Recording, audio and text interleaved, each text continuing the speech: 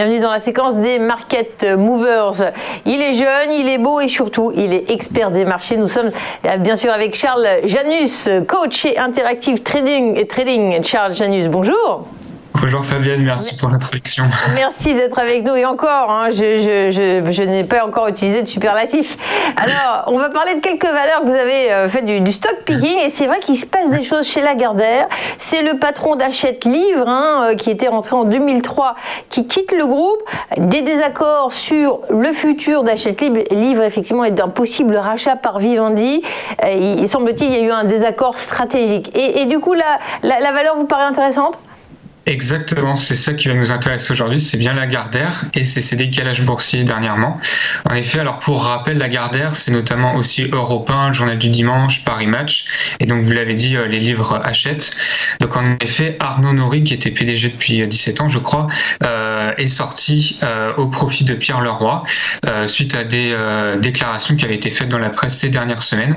En effet, l'ancien dirigeant avait dit qu'il ne souhaitait pas que Hachette Livre soit vendu à un autre groupe, notamment on pensait aux médias Vivendi.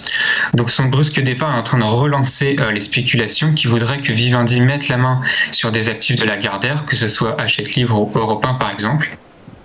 Donc pour rappel, le groupe avait quand même publié des résultats de 2020 qui étaient fortement dégradés, notamment dû à la crise du Covid, vous vous en doutez. On avait un chiffre d'affaires qui avait baissé de 39%, des pertes qui avaient été creusées, passant de 15 millions à 660 millions. Et donc on a cette bataille d'actionnaires entre d'une part Arnaud Lagardère, le dirigeant du groupe.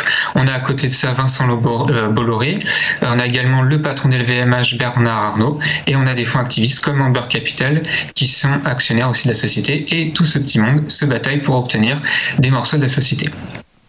Maintenant, d'un point de vue technique, pourquoi elle est intéressante la valeur ? Parce qu'elle est dans une dynamique haussière depuis la crise du Covid. Donc pour rappel, le titre a quand même fait x3 depuis les plus bas. Donc on voit bien qu'on a une oblique qui passe par tous les plus bas et qui soutient l'action. Et on voit qu'à très court terme, l'action est en train de latéraliser dans ce qu'on appelle un petit trading range. Donc c'est un rectangle de fluctuation dans lequel les cours vont faire un ping-pong un certain temps avant d'en sortir. Et dans les phases de trading range, quand on est en tendance haussière, on a une probabilité de sortie supérieure par le haut. Et c'est pour ça qu'on s'intéresse au titre, suite au décalage qu'il y a eu hier, puisque le titre avait pris à peu près 3%. Donc le premier objectif, c'est 24 € et le second, c'est 28 €, les précédents plus hauts de l'action. En sachant qu'il y a une petite phase d'accumulation intéressante autour de 21-22 €.